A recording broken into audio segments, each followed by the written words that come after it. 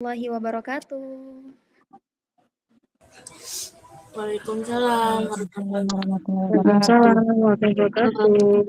Selamat malam parents semuanya. Senang sekali, saya Nailul Inayah dapat membersamai parents semua sebagai moderator pada webinar malam hari ini. Alhamdulillah, kita dapat hadir dan bergabung bersama dalam sesi yang insya Allah sangat bermanfaat dengan tema Playdate and Water Play, a Key to Child's Emotional Regulation.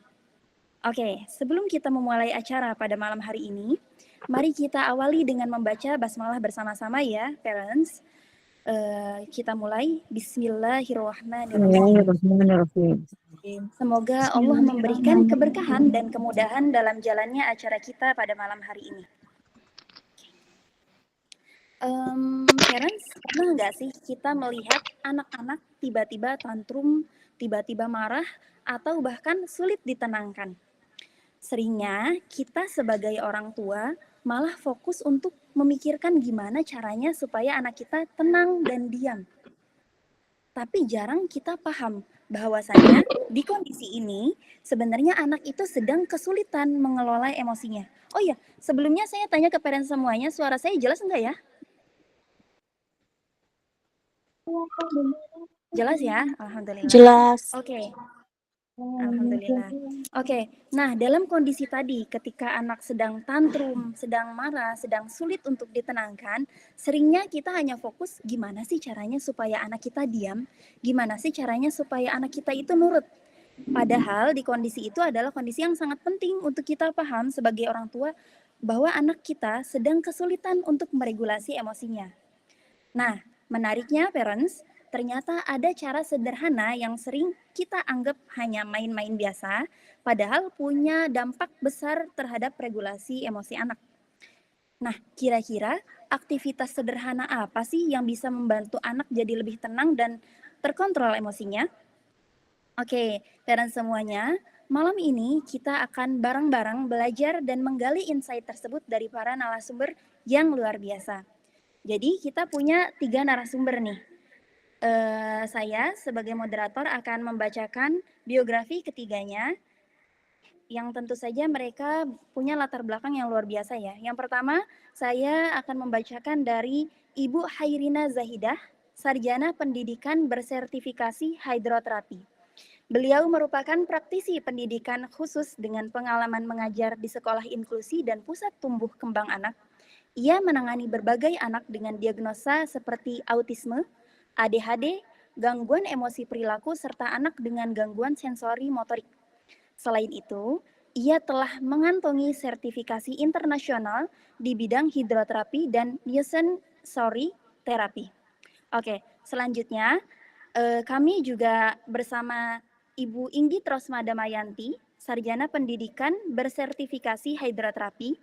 Beliau berpengalaman lebih dari 12 tahun di sekolah inklusi, berfokus pada perkembangan anak berkebutuhan khusus usia dini. Beliau berpengalaman menangani berbagai anak special needs seperti autisme, Down syndrome, ADHD, serta tantangan sensori dan perkembangan lainnya melalui pendekatan individual dan holistik. Selain sebagai guru, Ibu Inggit juga memiliki keahlian dalam hidroterapi untuk anak berkebutuhan khusus dan telah mengantongi sertifikasi internasional di bidang hidroterapi dan neurosensory terapi.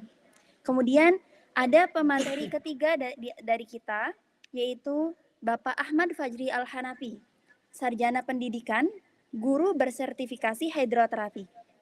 Beliau merupakan guru, pelatih renang, terapis di klinik tumbuh kembang dan praktisi pendidikan khusus dengan pengalaman lebih dari 15 tahun di sekolah inklusi, berfokus pada perkembangan anak berkebutuhan khusus, berpengalaman menangani berbagai anak berkebutuhan khusus, dan tentu sudah bersertifikasi di bidang hidroterapi.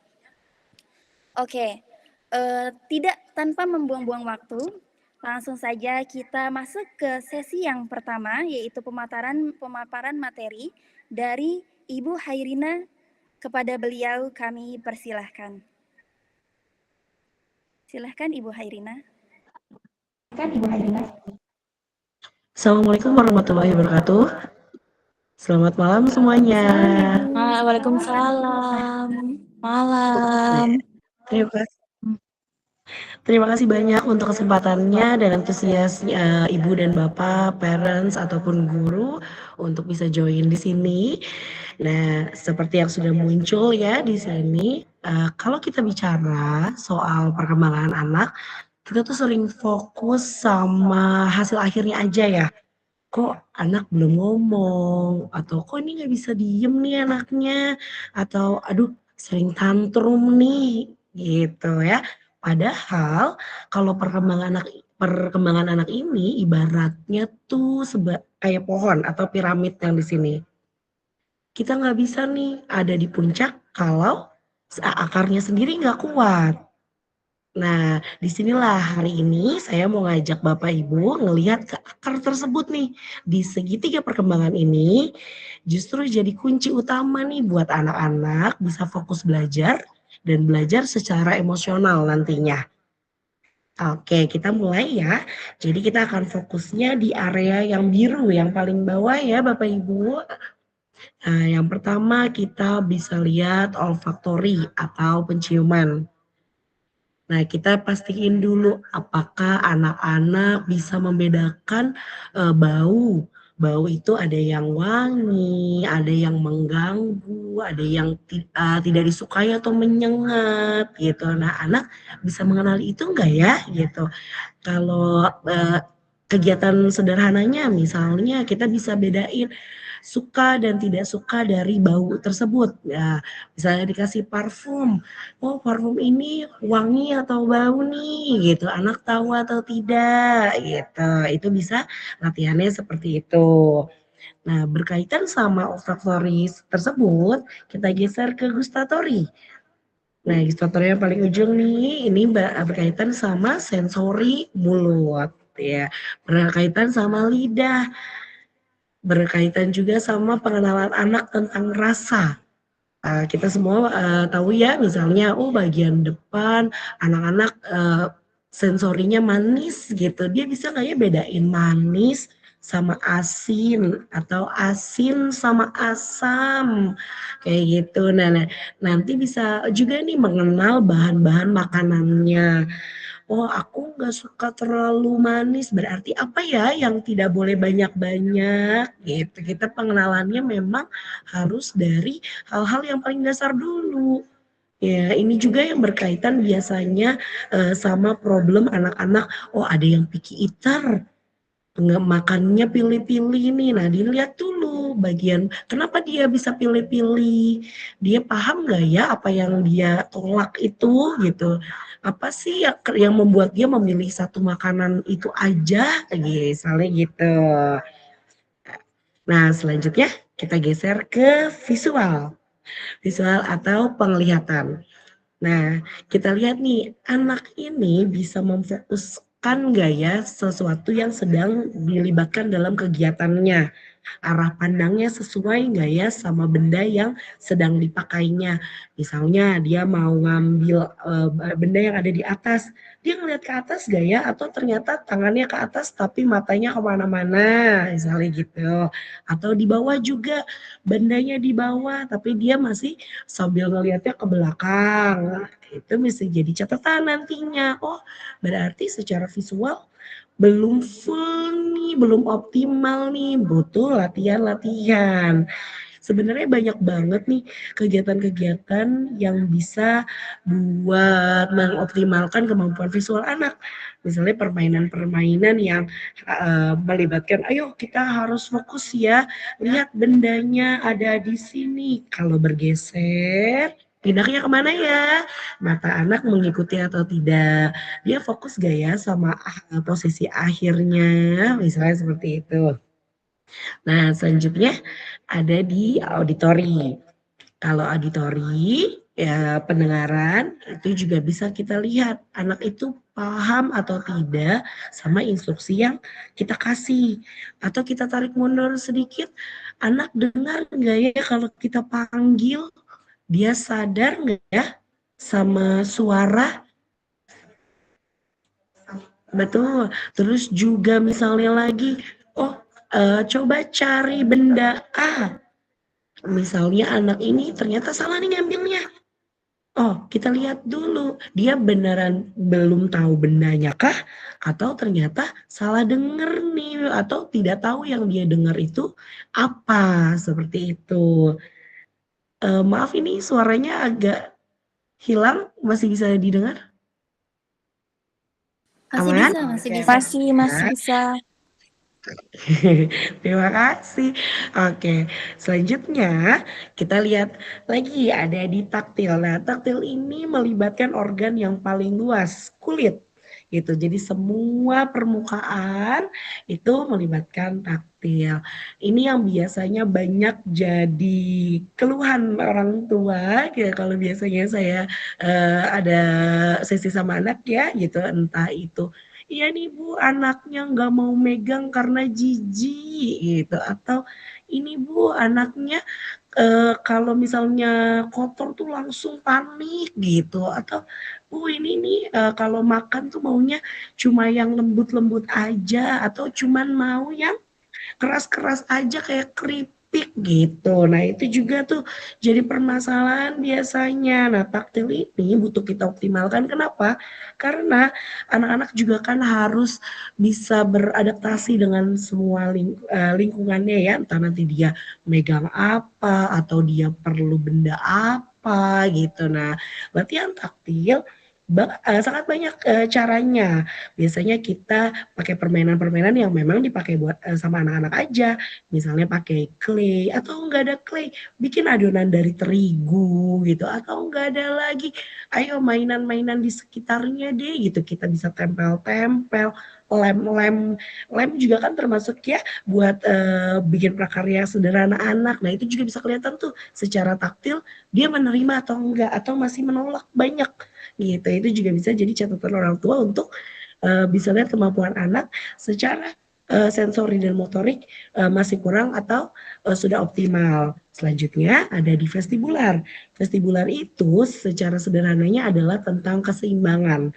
Jadi bagaimana anak-anak bisa menjaga keseimbangannya ketika dia bergerak maupun bertahan gitu. Misalnya, oh ya kita bisa lihat deh anak-anak yang oh iya nih kalau dia lari biasanya nabrak-nabrak nih atau gampang jatuh nih gitu. Nah itu masalahnya ada di vestibular gitu. Nanti kita lihat juga latihannya sesederhana oh pertama kita jalan dulu di garis lurus anak bisa ngikutin gak ya jalannya kakinya tepat gak ya di pijakannya atau kalau misalnya kakinya tepat dia jatuh gak ya gitu. Nah itu di vestibular juga bisa kita lihat. Nah, kan koordinasi gerak anaknya seperti apa, mempertahankan core muscle-nya seperti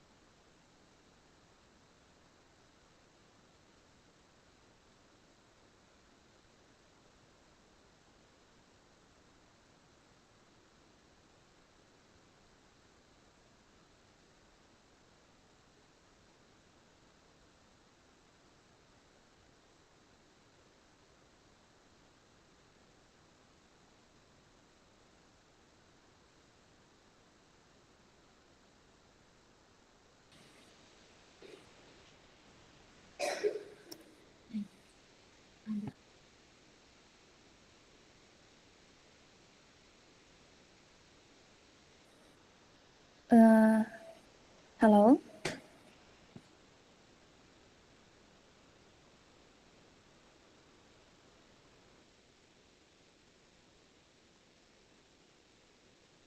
Sebentar ya, sepertinya Ibu Hairina sedang ada masalah di sinyalnya.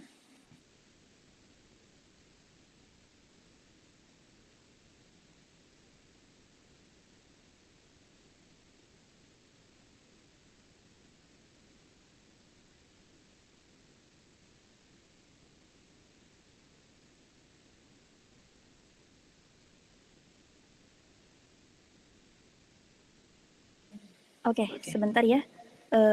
Ibu Hairina bisa menggunakan device ini. Oke.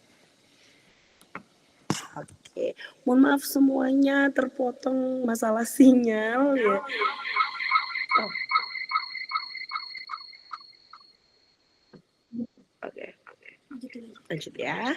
Oke, seperti yang tadi sudah dijelaskan gitu kita bisa lihat nih Kita bisa lihat nih dari 7 aspek yang tadi saya sudah sebutkan, bagian mana yang perlu dioptimalkan di anak-anak ini gitu. Nah, ketika misalnya, oh iya, iya Bu ini anaknya memang suka tantruman. Nah, tantrumnya karena apa dulu nih gitu. Bisa jadi memang secara sensorinya belum cukup menerima ketika misalnya dia harus berhadapan sama tekstur yang dia tidak suka. Berarti kan bukan cuma masalah emosinya yang perlu dibenahi, tapi juga kembali ke sensori motoriknya yang juga memang butuh dioptimalkan.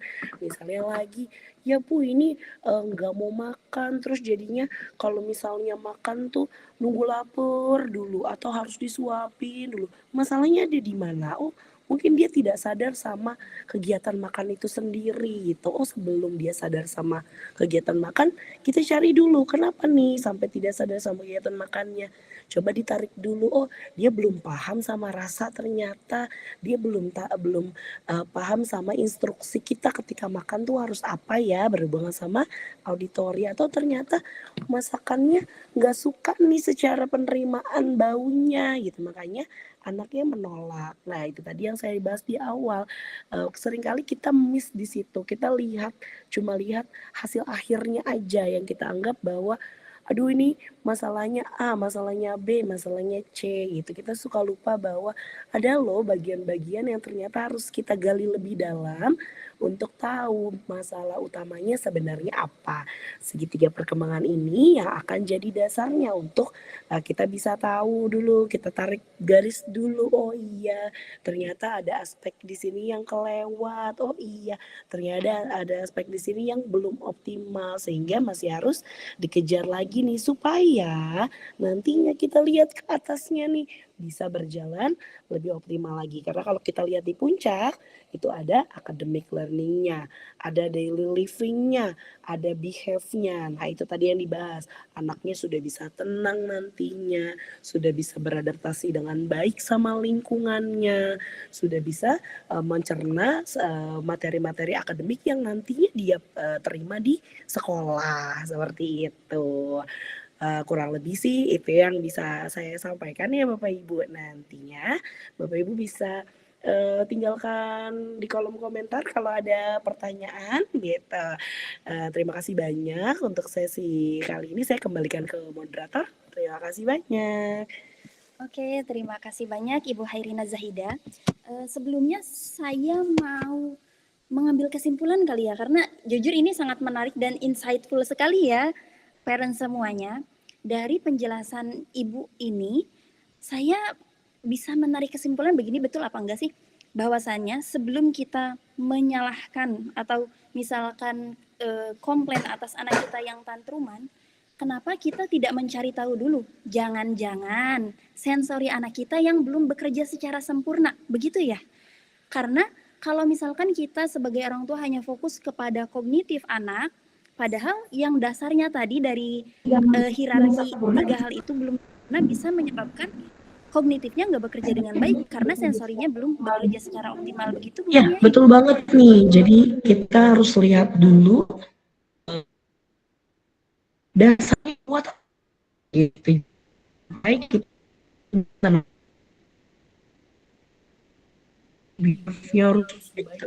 Sebentar, mohon maaf Ibu, sepertinya sinyalnya masih bermasalah ya. Audiens yang lain, parents yang lain mendengar suara Masih aman. dengan jelas apa tidak ya?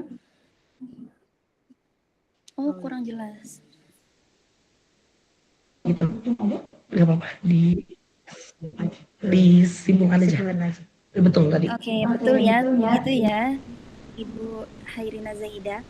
Selanjutnya, sebelum kita masuk ke sesi selanjutnya, kita akan ada ice breaking dulu nih dari Pak Fajri yang akan menjadi pemateri selanjutnya juga. Kepada beliau, kami persilahkan. Oke. Assalamualaikum warahmatullahi wabarakatuh. Selamat malam Mama Papa semuanya. Nah, alhamdulillah tadi materi dari Ibu. Waalaikumsalam. Ya, oke.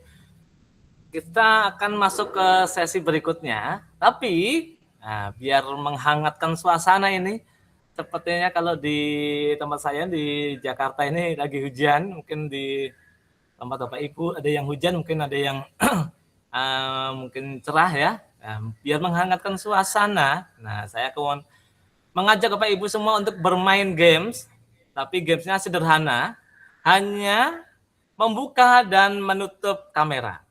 Nah, jika nanti ada pertanyaan, boleh menjawab dengan membuka kamera atau menutup kamera. Oke, sudah siap ya Bapak Ibu semuanya? Oke ya. Oke. On off camera challenge. Oke. Siap. Siap ya. Nah, dereng. Next. Suara saya jelas ya, Bapak Ibu? Oke. Nih, aturannya. Nanti saya akan membacakan beberapa pernyataan, lalu jika pernah mengalami, silahkan buka kameranya. Jika belum pernah mengalami, silahkan tutup kameranya. Tidak ada jawaban benar atau salah. Oke, lakukan dengan santai dan pastinya jujur. Oke ya, Bapak Ibu. Siap ya. Ya, jujur ya. Oke. Pernah ngomong ke anak pelan-pelan, tapi nadanya naik sendiri. Nah, siapa yang sudah pernah kira-kira? Boleh on kamera? Wah, ada Bu Misra. Dari mana ini? Banyak sekali ternyata ya yang on kamera. Wah, pernah ngomong ke anak pelan-pelan, tapi ternyata tidak sadar nadanya bisa naik sendiri. Wah. Oke, kita hitung nih ada berapa ini? Sepertinya banyak ya yang on kamera nih. Oke, good. Next. Selanjutnya. Pernah, nah ini yang mungkin sudah punya anak yang bersekolah ya. Pernah terlupa membawakan bekal atau botol minum anak ke sekolah. Nah, siapakah yang sudah pernah? Aduh, anak saya bekalnya lupa. Nah, anaknya nangis di sekolah. Aduh. Biasanya gurunya telepon nih, Mama, bekalnya ketinggalan. Wah, banyak juga ya ternyata ya. Oke. Selanjutnya. Nah, pernah menghabiskan sisa makanan anak. Nah, ini termasuk saya juga ini. Memang anak kadang susah makan, jadi kita suapin atau mungkin makan sendiri tapi tidak habis, ya akhirnya orang tuanya yang menghabiskan, sayang makanannya nggak dihabiskan. Banyak ya ternyata ya. Oke, sama kita. Oke, lanjutnya.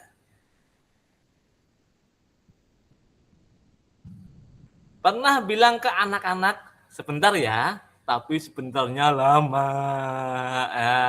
Ini siapa yang sudah pernah? Wah, sering ada banyak sekali. Bentar ya nak, bentar ya, bentar. Bentar ya, iya. Mama lama. Nah, kayak sering banget ya. Nggak semua mama, ayah juga kayaknya ya. Oke, next. Nah, pernah lupa jadwal seragam anak. Nah, hari Senin pakai apa, hari Selasa pakai apa, ternyata lupa. Apalagi kalau pas misalnya di TK biasanya ada itu, apa, fashion show. Wah, itu lupa membawakan baju anak yang, ini waduh. Makanya sudah pernah mengalami, pernah lupa jadwal seragam anak. Wah, banyak juga ya ternyata. Wah, oke. Next. Pernah lupa nama teacher atau gurunya dan nama kelas anaknya sendiri. Nah, ayo siapa yang pernah lupa nama gurunya siapa di kelas? Jangan-jangan nama anaknya juga lupa pas nganterin anaknya ke sekolah. Oke. Wah, ada ya ternyata ya. Oke, next.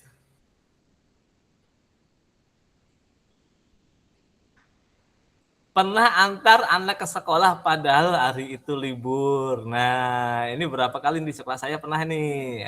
Mungkin Bapak Ibu pernah ada punya pengalaman ya. Mengantar anaknya ke sekolah terus pulang lagi dah. Aduh. Wah, banyak juga. Oke, pengalaman yang lucu ya mungkin itu. Oke, next. Nah, pernah bilang ayo tidur ke anak, tapi orang tuanya yang ketiduran duluan. Nah, kayaknya sering ini. Nah, ayo tidur-tidur. Ya, tidur duluan deh. Wah, banyak juga. Lebih dari 50% ini. Oke, next. Nah, ini nih hati-hati nih Bapak Ibu. Kalau di pasar malam atau di mall pernah salah gandeng anak orang. Wah, ini saya sendiri pernah punya pengalaman ini nih. Ya, saya waktu kecil pernah menggandeng bapak saya, ternyata bukan bapak saya. Ini kebalikan. Oh, ternyata pernah ada juga ya salah gandeng anak orang. Oke, next. Pernah terbalik pakai sendal karena buru-buru mau jemput anak. Wah, biasanya kalau jemput jangan terlalu mepet Bapak Ibu. Kasihan hanya kenunggu. Jadi, oh ternyata ada juga yang pernah sampai salah pakai sendal kebalik kiri kanannya. Oke, lanjut. Pernah nggak Bapak Ibu merasa waktu itu 24 jam satu hari itu sangat kurang atau sangat cepat ya? Wah, kok cepat sekali ya, tahu-tahu udah besok, besok lagi. Nah, kayaknya kalau orang tua yang bekerja seperti itu ya, kalau libur biasanya cepat banget ya. Apalagi kalau libur kemarin long weekend tahu-tahu udah Senin lagi. Aduh. Iya. Next. Oke, terima kasih. Mudah-mudahan bisa lebih menghangatkan suasana pada malam hari ini.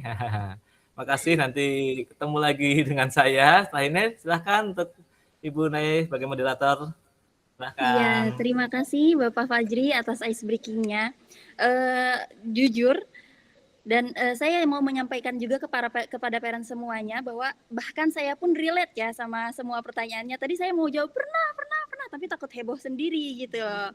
Tapi bahkan kalau misalkan semua pertanyaannya tadi parents jawab dengan pernah semua, itu sangat normal dan wajar karena ternyata menjadi orang tua itu sangat melelahkan ya. Tanggung jawabnya sangat besar dan ya sangat normal ketika kita sometimes kelelahan atau kurang fokus, salah bawa seragam anak, salah lupa mengirimkan botol minuman ke anak pas berangkat sekolah dan itu sangat normal sekali.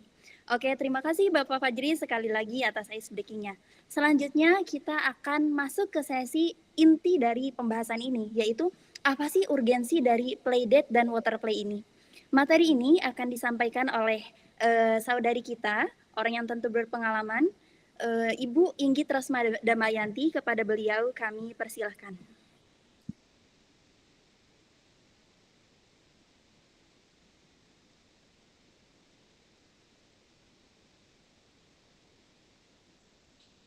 Assalamualaikum Bapak Ibu, selamat malam. Masya Allah ramai sekali ternyata yang hadir malam ini. Saya sangat apresiasi sekali kehadiran Bapak Ibu malam ini. Masya Allah, tidak expect malam ini sangat luar biasa antusiasnya, bahkan terpaksa ada beberapa yang daftar kita close dulu agar kondusif agar kondusif untuk malam ini. Baik, Bapak Ibu, perkenalkan saya Inggit Rasma Damayanti. Saya biasa dipanggil Teacher Inggit kalau di sekolah gitu. Hari ini saya akan mengajak Bapak Ibu untuk melihat sesuatu yang sepertinya sederhana tapi bermanfaat sekali untuk anak-anak kita semua. Oke, next teacher. Oke. Bapak Ibu, tentu kita sebagai teacher, sebagai parents berharap sekali jika anak kita bisa tenang, tidak mudah tantrum, dapat meregulasi dirinya, tidak mudah menangis gitu. Tapi Bapak Ibu sendiri tahu tidak sih apa sih regulasi emosi dan bagaimana anak-anak sendiri dalam perkembangannya untuk menghadapi regulasi emosinya.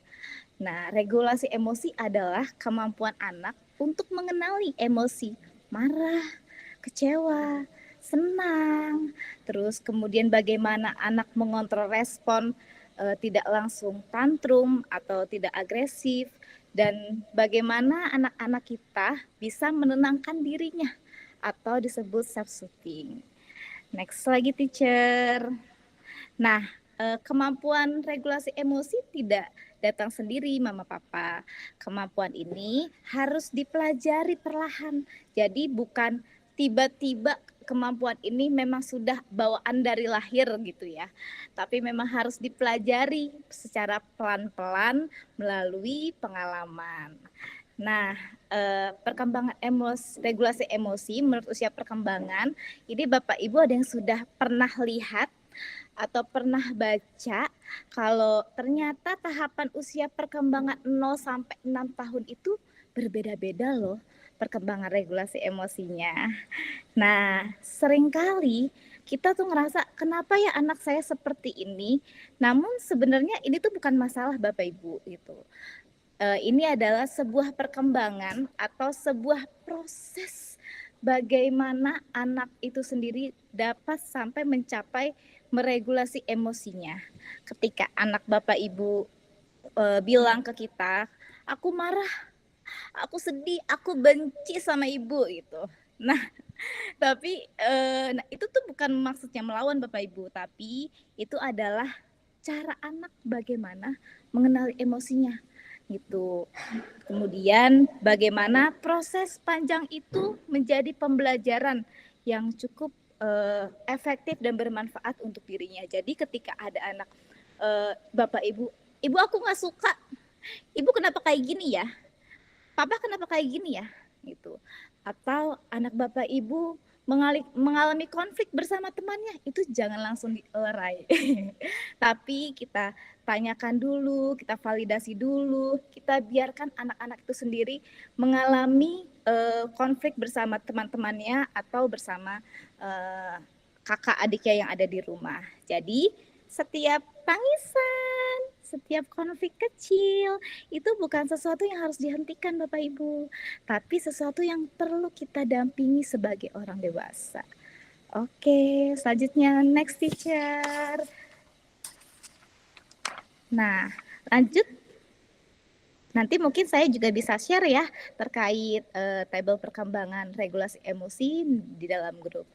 Kemudian menurut profesor dari Universitas California, Russ Thompson, regulasi emosi itu berkembang melalui interaksi sosial dan hubungan dengan orang lain. Jadi, Bapak Ibu, perkembangan interaksi itu harus secara nyata. Mungkin tadi ada nggak ya Bapak Ibu di sini, coba angkat tangannya, yang mungkin tinggalnya di apartemen atau di komplek dan bingung akhirnya bagaimana ya anak saya bersosialisasi, atau cukup takut untuk memberikan ruang kepada anak untuk bersosialisasi di luar. Tuh, coba angkat tangan mana ya para teacher atau para mama-mama yang khawatir terkait sosialisasinya, bagaimana ya? Nah, next teacher. Nah, betul. Tantangan di era modern ini ternyata anak-anak ini sangat minim interaksi sosial secara nyata. Rata-rata pasti udahlah video call aja, udahlah nggak apa-apa, yang penting kan bisa ngobrol lewat screen atau lewat apa, bukan secara nyata. Kemudian terpapat gadget berlebih, terus kurang pengalaman emosi sosial yang langsung. Padahal sebenarnya anak-anak itu lagi-lagi saya tekankan butuh interaksi yang nyata. Dan fakta penelitian internasional, studi terhadap 10.000 lebih anak usia 4-5 tahun menunjukkan bahwa anak-anak yang mengalami social isolation ternyata cukup banyak gitu teacher. Okay, next teacher. Nah ini kemudian apa itu sih playdate dan kenapa playdate itu sangat penting? Nah ini kita langsung bahas ke materi inti malam ini ya. Jadi playdate itu adalah Playdate adalah waktu bermain terencana di mana anak bertemu dan berinteraksi dengan teman sebaya dalam lingkungan yang aman dan terarah. Jadi bukan sekedar bermain bebas aja, tapi ada interaksi sosial secara nyata, ada kesempatan belajar emosinya, ada pendampingan orang dewasa tentunya. Jadi tidak dibiarkan mereka sendiri, tetap harus ada pendampingan. Dalam psikologi perkembangan, playdate itu termasuk social experience yang sangat penting untuk perkembangan sosial emosi anak. Oke, dan Bapak Ibu sendiri, kenapa sih playdate itu sangat penting? Padahal kan cuma playdate ya, cuma main gitu kan. Kalau zaman dulu kita ya main kan gampang ya. Ternyata untuk era sekarang tuh main tuh cukup susah karena di era modern itu. Nah, kemudian playdate itu adalah laboratorium sosial bagi anak. Artinya tempat anak tuh latihan bagaimana sih menghadapi situasi sosial yang sebenarnya. Jadi bukan hanya teori aja. Anak-anak belajar mengenali dan mengelola emosi, berbagi menunggu giliran, menghadapi konflik dengan tepat, kemudian memahami bagaimana perasaan orang lain. Ini yang cukup penting ya untuk era anak sekarang, bagaimana kita memahami perasaan orang lain atau anak-anak tumbuh dengan empati dan ulas asih. Kemudian bagaimana mengikuti aturan dan mengontrol diri anak-anak. Selanjutnya, kemudian, nah ini adalah di penelitian yang tadi diagramnya, ternyata 85% anak yang mengikuti playdate itu mengalami social skill yang cukup baik, cukup bagus, kemudian emosinya cukup bagus, dan empati dan kecemasannya juga cukup berkurang. Sementara anak-anak yang minim interaksi itu ketika tidak melakukan playdate itu juga mengalami masalah. Next teacher.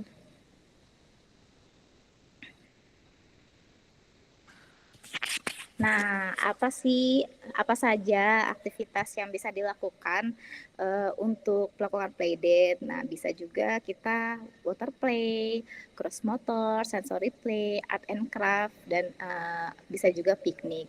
Nanti setelah seminar hari ini, nextnya mungkin tanggal 10 kita akan ada agenda playdate bersama, tepatnya insya Allah di sekolah Lazua di Cinere. Bagi Bapak Ibu mungkin nanti yang akan join boleh nanti juga akan diinfokan bagaimana aktivitasnya. Kemudian, nah ini Bapak Ibu nanti kita sebentar lagi juga akan launching aplikasi tentang playdate ini. Jadi nanti Bapak Ibu nggak bingung lagi gimana sih cara playdate, gimana sih di mana kita bisa playdate gitu, dan kita juga bisa terkonek antar parents atau antar teacher. Nah, selanjutnya bagaimana cara memulai playdate? Ada 7 prinsip nih yang harus teachers dan Bapak Ibu hafalkan. Nanti ada kuisnya. Ada kuisnya. Pertama itu small. Jadi mulai dari yang kecil dulu.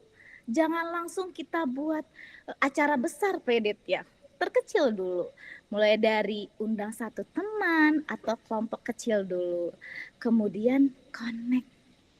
Terhubung dengan orang tua dan anak bangun komunikasi sederhana terlebih dahulu gitu. Jadi para parents atau para teacher bisa nih menghubungi korlasnya atau menghubungi perwakilan orang tua kelas untuk membuat program playdate ini. Kemudian purpose yaitu tentukan tujuan playdate.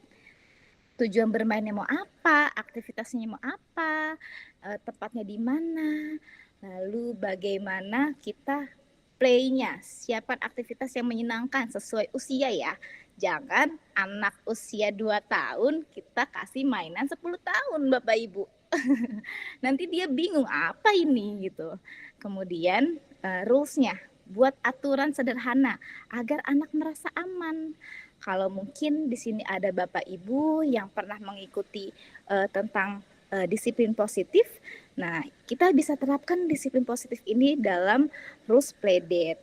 Lalu poin keenam ada guide, dampingi dan arahkan anak selama playdate agar semuanya berjalan dengan positif. Yang terakhir, 7, time. Pilih waktu yang tepat dan tidak terlalu lama di awal waktu. Kualitasnya agar kualitas itu cukup penting dan durasi itu cukup penting. Jadi jangan 5 jam playdate-nya, aduh teachernya atau gurunya juga udah capek ya 5 jam itu. Jadi cukup 1,5 jam itu sudah maksimal sekali. Oke, next teacher. Nah, ini dia. Playdate sebagai program sekolah. Apakah penting ya? Seberapa penting gitu? Bisa nggak sih dimasukin di program sekolah? Bisa Bapak Ibu, sangat bisa.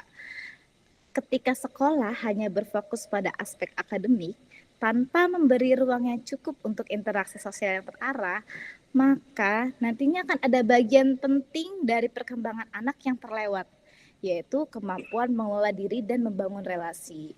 Di beberapa sekolah biasanya ada namanya asesmen awal pembelajaran, atau kita press conference dulu nih dengan para parents. Tujuan semester 1 apa ya? Goals-nya apa ya? Nah, kita bisa nih masukkan program Playdate ini ketika conference pertama awal masuk bersama orang tua. Gitu. Selanjutnya teacher. Nah, ini adalah skema dan teknis Playdate untuk guru. Teacher mungkin nanti ketika di awal pembelajaran teacher bisa sebelum awal pembelajaran, mungkin ketika raker ya teacher, ketika raker gitu, untuk memasukkan program Playdate ini kita perlu perencanaan yang sangat matang. Misalnya pertama kita buat kelompok terlebih dahulu, misalnya satu kelas itu 20 orang kita bagi. Jangan terlalu besar teacher, cukup misalnya maksimal 5 orang aja. Kemudian kita berikan anak kesempatan minimal 1 bulan itu bertemu atau playdate itu 2 kali. Selanjutnya bikin alurnya teacher. Kita bikin alurnya, kita bikin cari-cari aktivitas playdate apa saja. Nah, jangan lupa teacher, peran guru ini hanya fasilitator interaksi sosialnya. Gitu. Jadi guru perlu mengamati perkembangan anak. Nanti akan ada asesmen di awal, bagaimana sosialnya, bagaimana interaksinya, bagaimana sensorinya tadi seperti yang dijelaskan oleh teacher Sairina Zahida. Nah, kita asesmen dulu teacher. Kita asesmen, nanti kita kaitkan dengan aktivitas playdate yang akan dilakukan. Setelah playdate, ada evaluasi kembali. Nah, setelah evaluasi kita bisa nanti masukkan di press conference bersama para parents. Mama, ternyata atau setelah mungkin playdate bisa konsultasi dengan teacher. Mama, ternyata teacher melihat sosialisasi Ananda mulai berkembang dalam tahapan ini gitu. Nah, jadi para teacher harus mengasesmen dulu dari awal. Asesmen dulu sosialisasinya bagaimana, sensorinya, sesuai dengan segitiga piramid tadi. Yang perlu diperhatikan adalah pastikan jumlah anaknya jangan terlalu banyak. Kemudian lingkungannya aman. Kalau misalnya untuk pemula mungkin bisa dilakukan di sekolah terlebih dahulu. Gitu. Jika memang tempat yang dicari untuk playdate cukup jauh gitu. Sekolah mulai di sekolah aja dulu teacher, misalnya Sabtu atau Minggu 5 orang anak, komunikasi dengan korlasnya. Nah, itu mungkin teacher bisa melakukan. Jadi playdate ini harus menjadi program yang ada ketika di awal pembelajaran atau sebelum mulai pembelajaran. Jadi ketika sosialisasi tujuan goals-nya apa saja itu teacher bisa masukkan. Oke.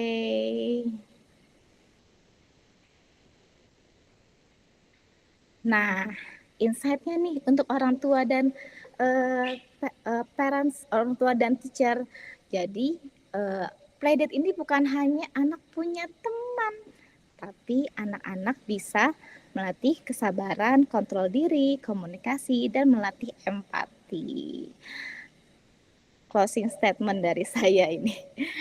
Anak-anak tidak belajar mengelola emosi dari nasihat Bapak Ibu, tetapi dari pengalaman bermain bersama. Jadi kalau ada anak-anaknya yang aduh kok enggak denger-denger ya aku nasehatin, mungkin anak-anak tersebut belum mengalami pengalaman tersebut, jadi bingung menghadapi konfliknya. Jadi siap Bapak Ibu untuk membuat program playdate di sekolah? Wah, ini ada banyak sekali ternyata yang sudah ready. Oke, terima kasih Bapak Ibu.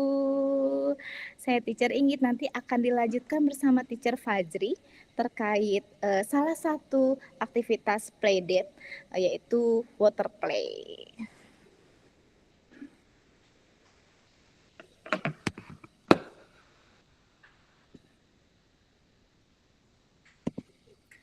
Oke, terima kasih banyak kami sampaikan kepada Teacher Inggit atas penyampaiannya yang sangat insightful ya, parents semuanya. Masya Allah sekali. Semoga apa yang beliau sampaikan bermanfaat untuk kita semua dan dapat kita amalkan ke depannya. Berarti Teacher Inggit, playdate itu, playdate, dari apa yang Teacher jelaskan tentang perkembangan regulasi anak, sangat kan kita terbiasa ya sama pendidikan parenting konservatif yang ketika anak komplain tentang sesuatu kayak mama aku nggak suka mama nggak suka aku nggak suka sikap mama yang seperti ini, itu tuh bukan, kita nggak sebaiknya menyalahkan anak kita kayak kamu anak yang durhaka, tidak seharusnya kamu begini, nggak gitu ya teacher, karena biasanya kan seperti itu. Dan ada juga kejadian di mana parents biasanya memisahkan langsung ketika anak berselisih, padahal ternyata itu momen yang sangat krusial untuk mereka meregulasi emosi dan juga mungkin problem solving begitu ya. Oke. Betul, teacher. Jadi kita perlu cek lagi tadi ada tabel regulasi emosi anak usia 0 sampai 17 tahun dewasa. Jadi kita perlu cek kembali, teacher, apakah regulasi emosi anak itu sudah sesuai atau belum. Itu nanti saya coba share ke admin ya, teacher, untuk tabel itu biar para parents atau teacher itu, oh, anak saya ternyata tahapannya masih di sini. Gitu. Oke, terima kasih banyak Teacher Inggit. Berarti ini kita bikin kesepakatan kali ya untuk para parents semuanya bahwa kita bukan lagi tipe orang tua yang akan gampang menjudge anak-anak kita manakala mereka komplain atas sesuatu atau manakala mereka berselisih dengan teman-temannya. Pokoknya saya harapkan kita semua bukan orang tua yang seperti itu ke depannya. Oke, selanjutnya materi selanjutnya akan membahas tentang hydroterapi atau water play yang akan disampaikan oleh Bapak Fajri Al-Hanafi. Kepada beliau kami persilahkan. Oke, terima kasih Bu Ina. Assalamualaikum warahmatullahi wabarakatuh. Semangat ya Bapak Ibu semuanya. Semangat ya semuanya. Yang paling ngantuk. Oke lah. Pada antusias. Ya. Alhamdulillah. Oke, langsung saja ya Pak Ibu. Mungkin sudah berjalan mulai dari jam 7, sekarang sudah mulai menjelang pukul 8. Oke. Langsung saja dari saya, boleh di-share Teacher Abu Nita. Ya, ini salah satu kegiatan yang tadi yang disampaikan oleh Bu Inggit tadi tentang playdate. Nah, salah satunya yaitu kegiatan water play atau bisa bahasa klinisnya mungkin sering disebut dengan hidroterapi. Nah, ini water play ini atau hidroterapi ini sangat bermanfaat ya untuk mengasah kemampuan anak. Jadi mulai dari motoriknya, fokusnya, regulasinya semuanya bisa kita kembangkan dari aktivitas air. Nah, sebelumnya mungkin Bapak Ibu pernah punya pengalaman sebagai guru atau sebagai orang tua, anak itu waktu di darat bahasanya. Biasanya di kelas mungkin ya lebih bahasa yang baik. Anak jalan sering muter-muter di kelas. Tapi begitu di dalam air atau di kolam, dia seperti ada tombol kalemnya itu. Nah, itu kenapa itu Bapak Ibu? Nah, itu yang mungkin perlunya kegiatan waterplay untuk anak-anak. Nah, seperti yang di slide ini, kenapa ya air powerful untuk terapi? Kenapa? Nah, jadi yang pertama yaitu tactile inputnya. Jadi air itu tactile input itu kan di dalam menyentuh di bagian kulit anak itu. Jadi saat anak masuk ke dalam air, itu anak akan merasakan sensasi mungkin sensasi dingin, sensasi tekanan airnya atau suhunya dari cipratan seperti dengan judulnya splash itu cipat-cipit bahasa Jawanya mungkin. Cipratan, gerakan air, sentuhan kulit saat masuk ke dalam air. Jadi anak itu akan merasakan apa yang mungkin banyak anak yang merasa terganggu saat ada cipratan ya. Nah, dengan menyentuh air dari mulai tahapan yang lebih perlahan-lahan sampai ke bisa masuk ke dalam air, itu anak-anak akan mengenal sensasi sentuhan dalam air secara untuk mengenal dirinya.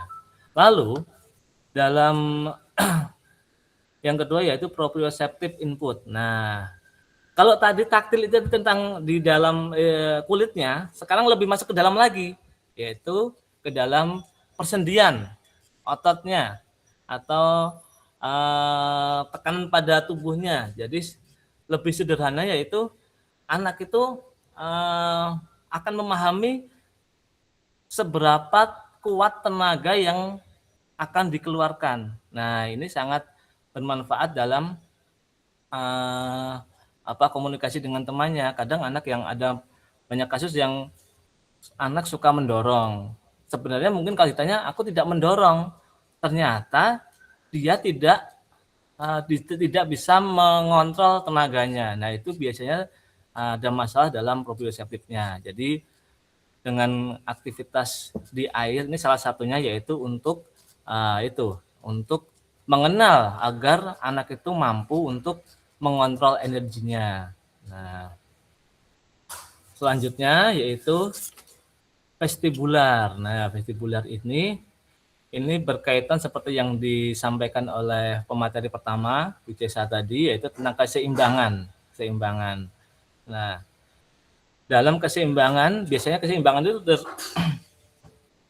ada di dalam sistem bagian telinga di dalam ya. Nah, itu apabila ada masalah, biasanya anak itu akan sering terjatuh, misalnya saat berdiri dengan satu kaki dia akan bergoyang-goyang, ada yang tidak bisa melompat dengan dua kaki, ada yang kesulitan saat melompat dengan satu kaki, ada yang anak sudah berumur 3 tahun masih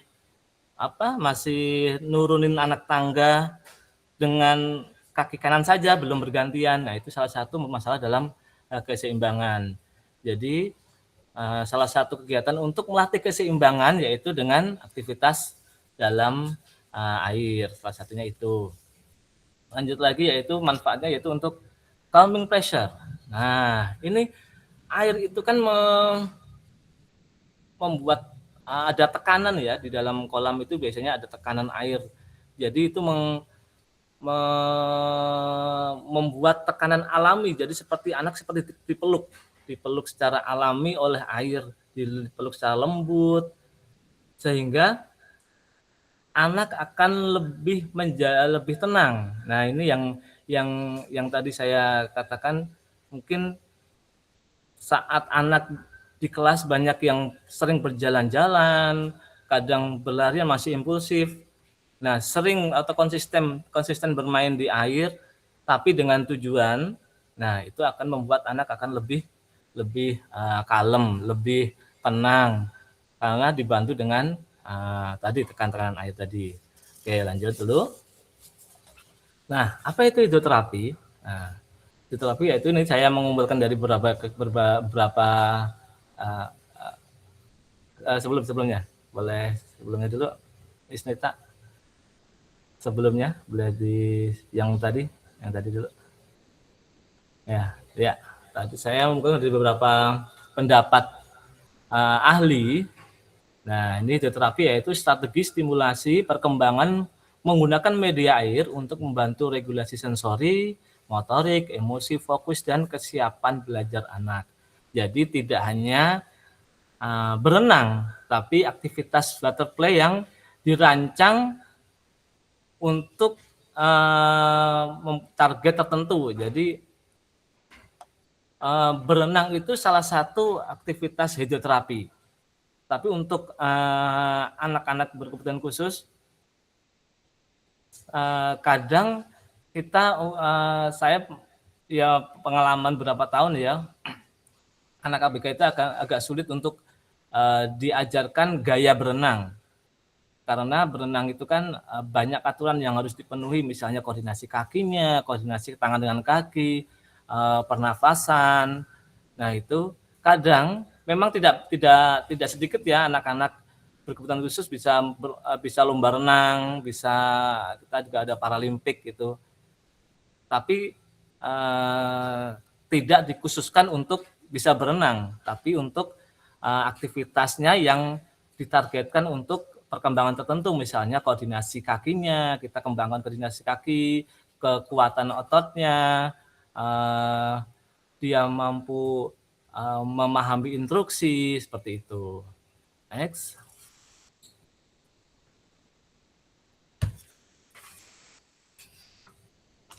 Nah, strategi terapeutik butterfly untuk membantu. Nah, ini manfaatnya dari hidroterapi, yaitu yang pertama dari segi regulasi emosi. Kenapa berenang atau hidroterapi bisa membantu meregulasi emosi anak?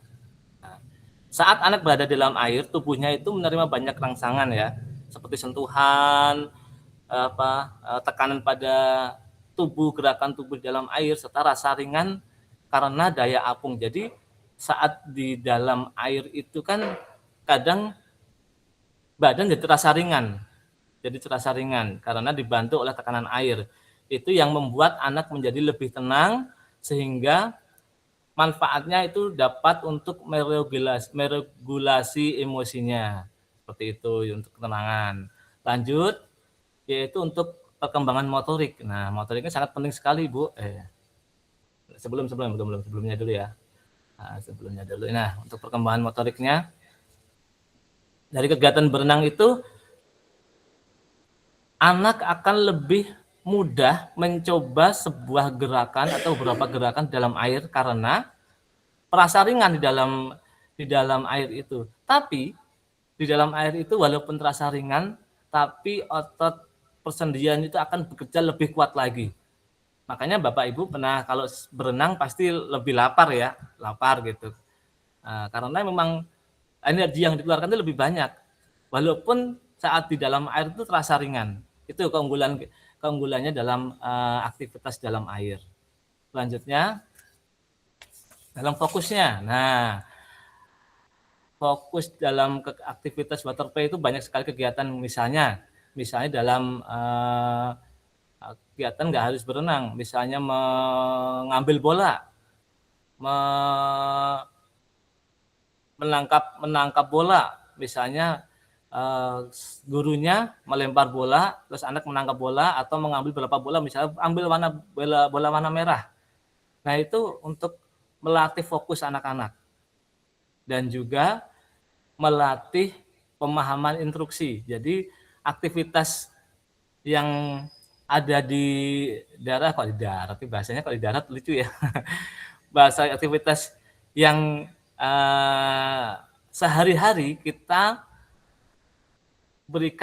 latihkan di aktivitas di dalam air. Jadi itu untuk efeknya nanti untuk apa dari kegiatan dalam air itu akhirnya anak akan memahami apa yang akan diinstruksikan setelah aktivitas sehari-hari, misalnya pemahaman instruksi, pemahaman aturan, seperti itu. Lalu, nah ini kenapa air itu bisa untuk membantu dalam kesiapan belajar?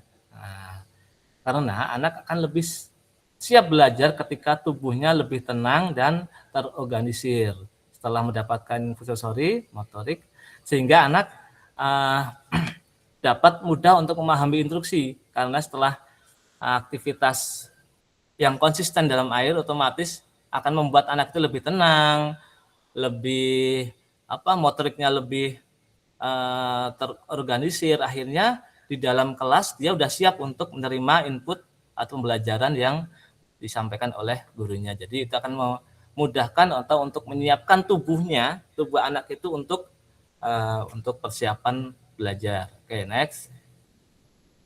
Selanjutnya ada contoh beberapa aktivitas hidroterapi ya. Nah, ini ada floating spot, breathing bubble, splash rhythm, dan mungkin nextnya lagi ada ini contohnya. Langsung saja ke aktivitas selanjutnya di slide berikutnya, Miss. Nah, ini dia contohnya. Ini aktivitasnya bukan aktivitas berenang ya Bapak Ibu ya. Ini aktivitas yang bukan belajar berenang, tapi aktivitas air seperti floating sport. Ini tiduran terlentang, akan dibantu oleh gurunya, lalu mengapung di air. Ini sangat baik sekali untuk meregulasi diri, ketenangan, anak bisa tenang, untuk kepercayaan diri.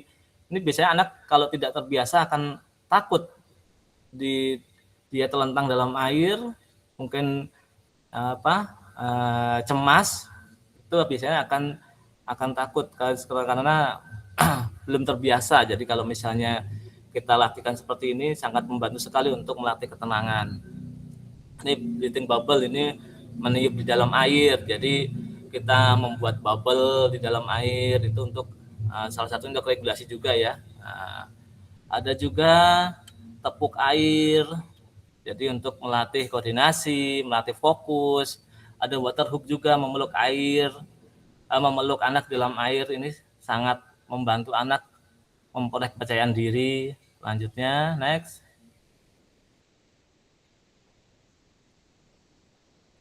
Oke. Nah, untuk aktivitas melatih motorik dan fokus, ini ada obstacle, tangkap bola, push the ball, target toss. Mungkin ada gambarnya, teacher. Nice, teacher. Oh, tinggal sedikit lagi. Oke. Nah, ini dia. Aktivitasnya sangat menyenangkan ya, intinya sangat menyenangkan kalau bermain di air itu harus menyenangkan, bukan sangat menyenangkan, harus menyenangkan. Nah, karena ini sangat harus disukai anak ya. Jadi anak harus senang, kita juga senang. Tangkap bola, obstacle, push the ball, mendorong bola, menekan bola. Memang alat-alat yang digunakan untuk waterplay memang cukup banyak. Jadi memang kita harus membutuhkan beberapa alatan seperti bola, keranjang, segala macam untuk melatih anak-anak di aktivitas di dalam air. Selanjutnya, ini ada sedikit video aktivitas yang saya lakukan bersama murid saya. Nah, ini untuk latihan fokus, memahami instruksi, bisa juga untuk mengenal warna, mengenal jumlah benda gitu kan. Nah, selanjutnya ini aktivitas memeluk sambil latihan koordinasi kaki. Nah, ini biasanya untuk anak-anak kecil, apalagi untuk siswa itu akan kesulitan untuk koordinasi kaki kiri kanannya ini. Nah ini, jadi kita ajarkan seperti ini. Oke, selanjutnya juga. Nah, ini awalnya mungkin dibantu dengan noodlesnya, dibantu dengan pelampung. Setelah berapa kali pertemuan, dilihat koordinasinya sudah cukup bagus. Nah, dia sudah dilepas noodlesnya, jadi hanya pakai pelampung depan saja, walaupun mungkin masih nangis. Oke, itu sangat. Nah, ini koordinasi kakinya udah mulai bisa dia kanan kirinya. Nah, itu salah satunya contoh aktivitas water play yang pernah saya laksanakan, mungkin sampai sekarang mungkin masih juga. Lanjutnya.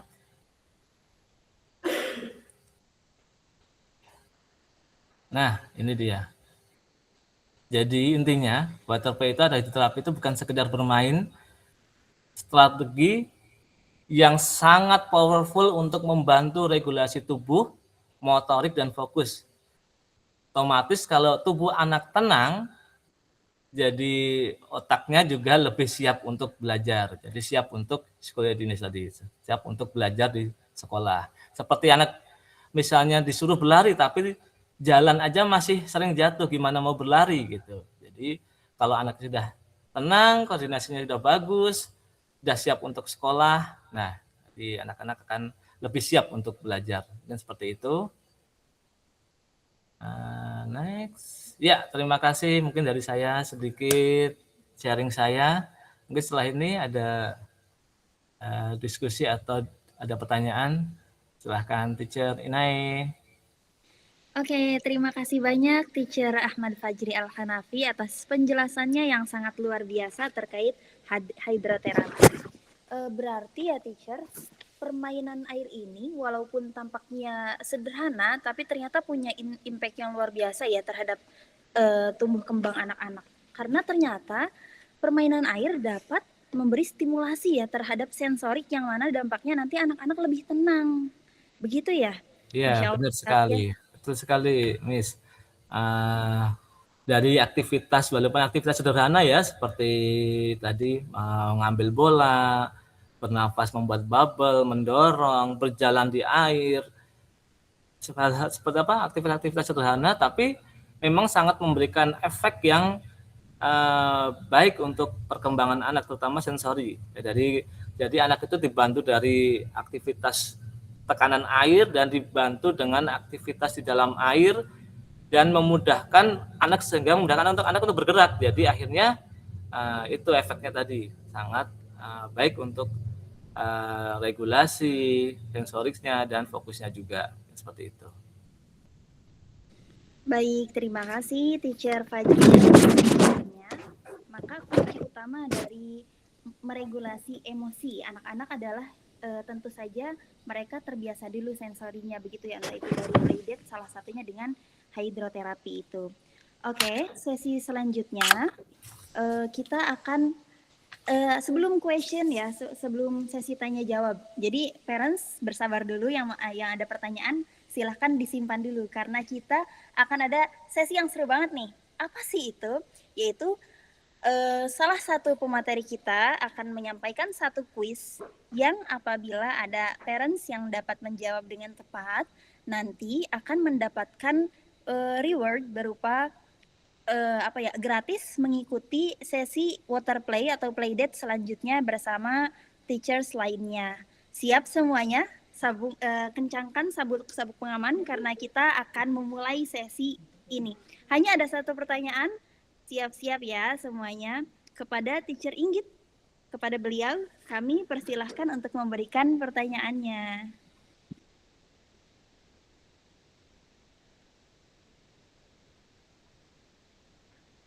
Iya, udah pakai sabuk pengamannya, parents dan teacher?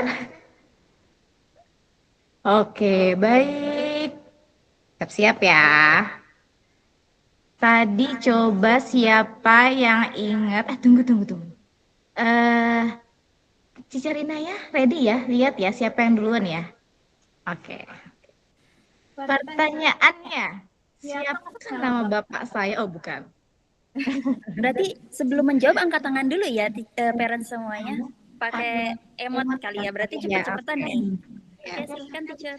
Pertanyaannya adalah sebutkan 7 pakem terkait playdate. Bagaimana caranya? 7 pakem apa saja yang harus dilakukan? Wah, Wah, keren banget nih. Udah langsung ada yang antusias nih teacher buat menjawab kepada Ibu Puji Wahyuni. Mungkin langsung dipersilahkan aja ya teacher ya. boleh Teacher Puji atau Mams Puji ini panggilannya? Calon moms. Oh, calon Mams ya Allah. Oke, silakan calon Mams Puji. Baik, terima kasih ya Teacher Inggit, Teacher Nai dan semuanya. 7 pakem bagaimana cara memulai playdate itu yang pertama yaitu small, yaitu memulai dari yang paling kecil, kemudian yang kedua connection, terhubung dengan orang tua dan anak, yang ketiga ada purpose, tujuannya, terus yang keempat ada play, siapkan aktivitas yang menyenangkan dan sesuai dengan usia anak serta minat anak. Yang kelima ada rules, yaitu buat aturan sederhana agar anak merasa aman, nyaman, dan saling menghargai. Kemudian yang keenam ada guide, yaitu dampingi dan arahkan anak selama playdate agar semuanya berjalan dengan positif. Dan yang ketujuh ada time, pilih waktu yang tepat dan tidak terlalu lama di awal. Kualitas lebih penting daripada durasi. Terima kasih. Ya. Wow, Masya Allah sekali. Wah, Gimana nih hafal teacher Inggit? semuanya ternyata keren banget. Ini Moms Puji dari mana domisilinya? Sekarang domisilinya dari Lampung. Wah, Masya Allah dari Lampung. Wah, di sini banyak ya. Selain dari Lampung, paling jauh dari mana nih? Paling jauh ada dari mana ya? Ada dari Kendari katanya ya, ada dari Kendari ya.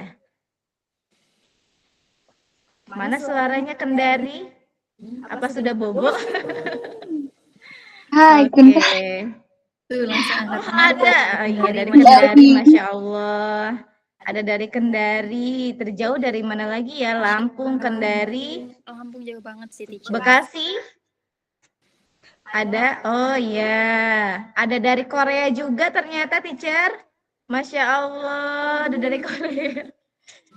Oke, Teacher Puji, karena mungkin domisilinya di Lampung, jadi insya Allah Teacher Puji untuk next sesi sharing sessionnya bisa ikut bersama kami secara free, karena nanti akan berkaitan juga dengan regulasi emosi, ada sesi sharing terkait disiplin positif dan bagaimana art terapi itu membantu anak-anak meregulasi emosinya, gitu. Terima kasih Teacher Puji. Wah, Masya Allah sekali ya. Saya sangat amazed sama antusias parents semuanya untuk terlibat dalam acara playdate ini, Masya Allah.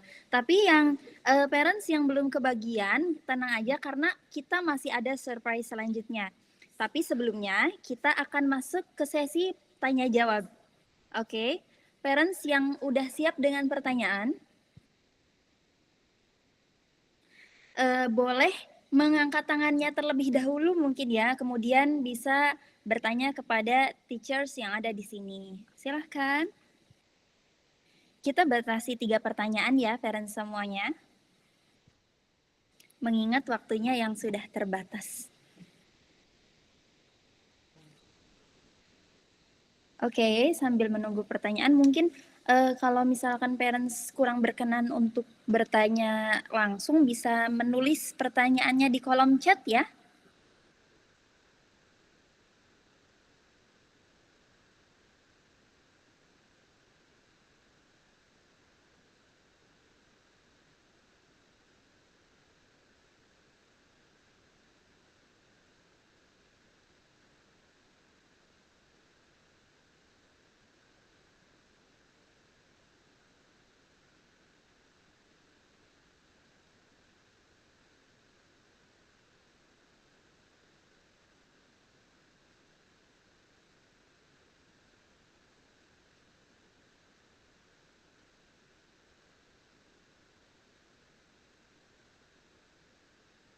Oke, sambil menunggu pertanyaan dari parents semuanya, saya mau ini dulu kali ya, bertanya ke teachers yang ada di sini. Siapa nih di antara teachers semua yang mau menjawab, kira-kira kegiatan konkretnya tuh seperti apa sih?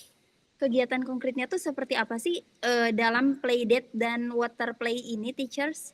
Gimana, ada yang mau menjawab? Oke, untuk salah satu contohnya untuk playdate ini kita bisa yang paling enak apa ya biasanya berkebun.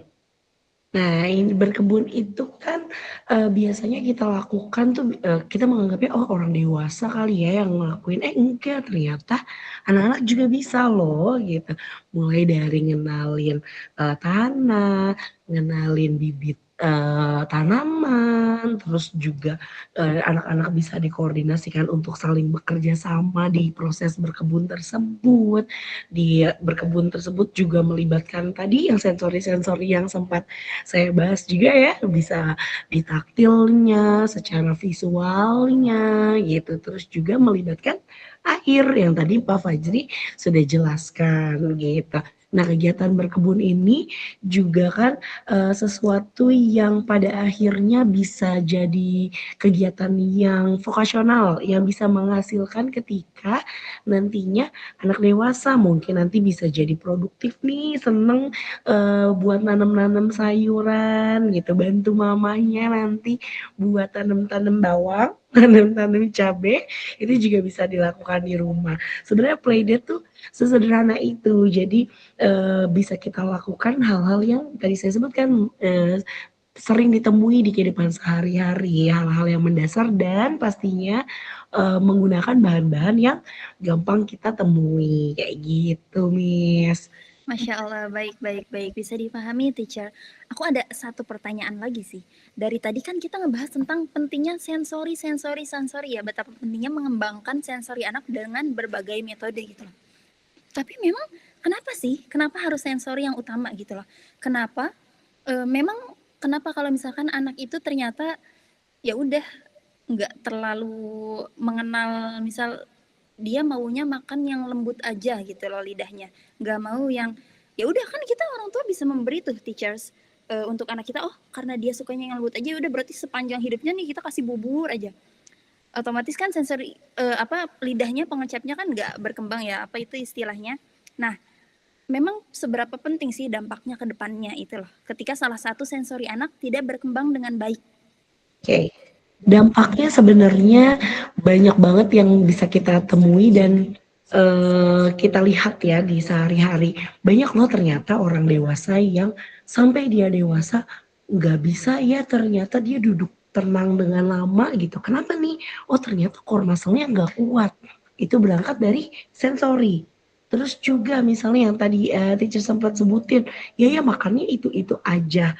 Sementara berarti kan dia membatasi dirinya untuk mencoba hal lain di dunia ini gitu ya, di sekitarnya gitu. Karena kan nggak melulu semua hal yang dia temui sesuai sama maunya dia, sesuai sama kemampuan sensorinya dia gitu. Ketika dia bersosialis sama orang lain, kita juga kan berhadapan sama proses adaptasi ya. Ketika si sensori ini tidak berkembang maksimal, apalagi proses adaptasinya. Istilahnya kita aja mengenali diri kita sendiri belum selesai nih. Sensorinya sendiri belum selesai nih. Bagaimana kita mau mengenali orang lain dan berhubungan baik dengan orang lain gitu. Nanti ini akan panjang nih ke depannya kalau semuanya tidak berjalan optimal seperti itu. Oh begitu ya teacher, berarti kalau sensori anak tidak berkembang dengan baik itu mereka cenderung sensitif ya, dan berarti seperti tidak siap untuk menjalani dunia yang lebih kompleks ke depannya begitu ya. Ya, Oke. kurang lebih gitu. Masya Allah sekali. Akhirnya kita di sini di sesi ini juga mengenal betapa pentingnya sensori untuk anak usia dini. Begitu. Sejauh ini belum ada pertanyaan ya, sepertinya karena para pemateri ini terlalu amazing menyampaikan materinya, sangat clear sampai nggak ada parents yang mau bertanya. Oke, kalau begitu saya mau share informasi saja. Setelah sesi ini kita akan ada yang pertama yang paling penting adalah foto bersama. Jadi parents jangan langsung meninggalkan Gmeets terlebih dahulu. Kemudian nanti setelah sesi ini juga akan di-share form, G-form yang harapannya parents akan isi. Karena dari G-form ini isinya apa? Nanti parents bisa mengisi berupa feedback dari acara ini. Kemudian parents yang sudah mengisi, nama-namanya akan masuk dalam undian yang dapat mengikuti playdate di sesi selanjutnya secara gratis. Begitu ya, karena kuotanya sangat terbatas parents semuanya. Jadi jangan lupa untuk diisi formnya ya. Oke, mungkin sekian dari kami ya. Oh ya, sebelumnya kami memohon maaf sekali atas masalah yang tadi di device dan sinyal sehingga harus oper-oper device dan lain sebagainya. Mohon maaf atas kekurangannya. Dan saya sendiri sebagai moderator juga mewakili panitia. Mohon maaf apabila ada kendala selama berlangsungnya acara. Wabillahi taufik wal hidayah waridho wal inayah. Wassalamualaikum warahmatullahi wabarakatuh. Oh ya, sebentar parents. Maaf banget. Ternyata malah moderatornya sendiri yang lupa untuk sesi foto bersama. Oke, kita foto bersama dulu ya. Silakan parents untuk membuka kameranya. Masya Allah. Wah, Masya Allah antusiasmenya parents semua ya. Oke. Kami tunggu ya untuk parents semua membuka kamera. Kenapa ada satu orang yang ini kamera ini?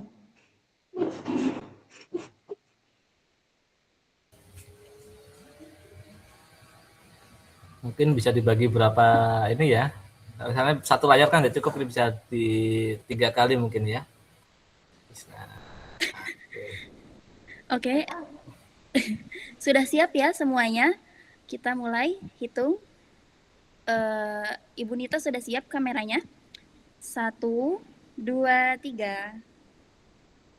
Lagi. 1, 2, 3.